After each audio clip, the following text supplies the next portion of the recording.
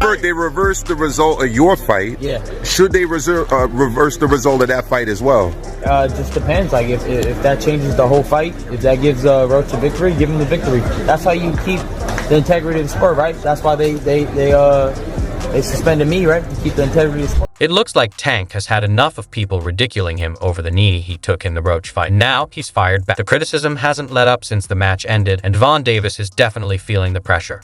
Tank Davis, GTD, and I don't mean got the draws, went up against Lamont Roach. Let me tell you something. Tank got spanked. Roach should have won. And Tank even dropped to his knee. It should have been called a knock. And now it's not just him. A newly surfaced interview with referee Willis has added more fuel to the fire, making things even more intense. Here's what you need to know. Gervonta Davis take a knee, and should he have been deducted a point and in the end lost that fight to Roach, in your opinion? Yeah, in my opinion, if it was a draw, he take a knee. And plus the corner go up. The same fans who once cheered his name, the same analysts who hailed him as the most dangerous puncher in boxing, are now using a single moment to tear Tank down. The internet has been relentless. Memes are everywhere, and suddenly, everyone has an opinion on what went down in that ring. Meanwhile, the New York State Athletic Commission is still reviewing Steve Willis's handling of the fight, adding another layer to the drama. Just hours ago, Tank had enough. He snapped, making it clear that he's fed up with the way boxing operates. Boxing is trash. Look at everyone bashing me. They're the same ones who bet on me, he vented in frustration. In this sport, you lose once or have a bad night, and suddenly, everything you've done gets tossed aside. All they care about is that one shitty night. Boxing has become this thing where, you have to be undefeated for people to care about you, and that's all. He isn't wrong.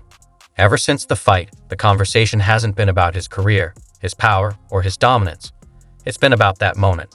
The moment he dropped to one knee. The moment Steve Willis hesitated. The moment Lamont Roach Jr. was arguably robbed of a legitimate knockdown. Suddenly, the narrative around Tank has shifted. The same people who once called him unstoppable are now questioning his vulnerability. Fighters who used to avoid mentioning his name are now taking shots, acting like this is their chance to challenge him. But the biggest insult? People acting like Shakur Stevenson could just walk through him now. To what may happen against Shakur Stevenson, I hear more about Shakur Stevenson after this fight than I hear about Lamont Roach, which I think is sad. That's what really set Tank off. I lost focus in there, but that doesn't mean he snapped. I'll get back up, and we'll see what everyone says. I'll put all of them down. It's clear that Tank isn't just reacting to the Roach fight. He's responding to the disrespect. He's watching the analysts, the fans, and the fighters taking shots at him, and he's making it known that he isn't backing down. But while Tank is dealing with the backlash, the debate around the fight itself is still raging. The Problem Box TV panel discussion made one thing clear. What happened in that ring was a disaster.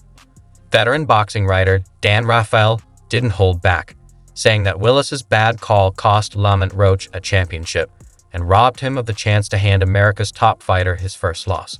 A lot went wrong that night, and it was all against Lamont Roach. The question is about Gervonta Davis's power. What is his power like? Is he as hard a puncher as he's made out to be? If the best name that somebody could give me of somebody that he knocked out is a little dude who was at his, fourth weight? I can't read too much into. Jack Rice, a respected former referee, along with trainer Stephen Bredman Edwards and former champions Chris Algieri and Paulie Malignaggi, all agreed that Roach's knockdown should have been called. The way Willis handled the situation raised too many questions.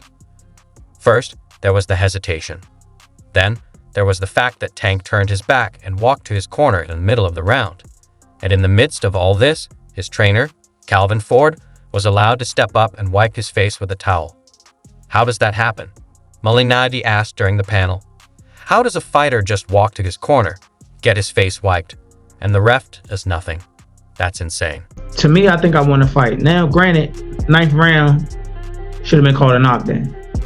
Two judges on the official scorecards gave him the round 10-9. If that was a knockdown, I win the round 10-8. That's a 3-point swing. Now, Pro Box TV founder Gary Jonas, who also advises Roach, is pushing for the New York State Athletic Commission to overturn the fight's result.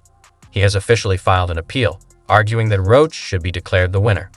His reasoning is simple. The knockdown was clear. Tank turned his back mid-fight, and Calvin Ford illegally stepped onto the ring apron. Any one of those should have been enough for Willis to take a point. People make mistakes, but this always seems to favor one side, Bradman Edwards pointed out, a sentiment many fans agree with.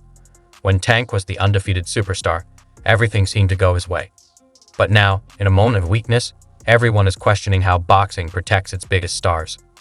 Malanadi wasn't holding back either. "You cannot call your own time out," he said bluntly. "That's not how this works." You lost that fight. I mean, the only reason they gave you the fight was because you would make more money as a champion, but there's no way it's a draw, and they didn't call the knockdown. If they called a knockdown, you lost that. But while the commission is busy reviewing the fight, Tank is focused on something else: revenge. He sees what's happening. He knows that if he had knocked out Roach early, none of this would even be a conversation.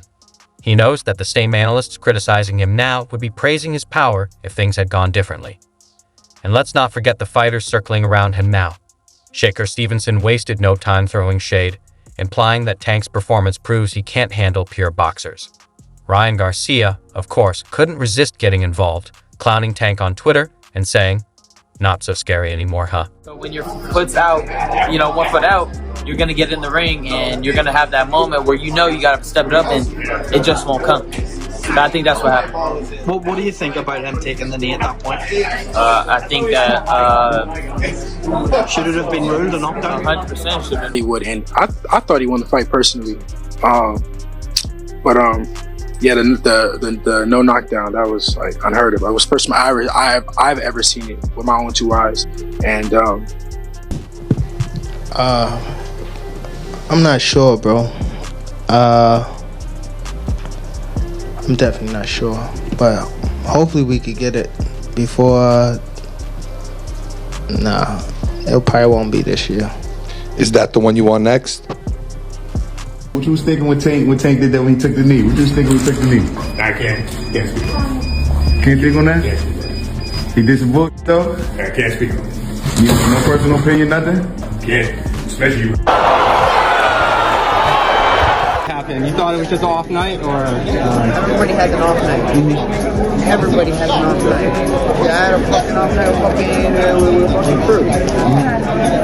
Everyone has a fucking off night. It's fucking boxing. You want to run that back with Cruz or what? Did Gervonta Davis take a knee, and should he have been deducted a point, and in the end lost that fight to Roach, in your opinion? Yeah, in my opinion, if it was a draw, he take a knee.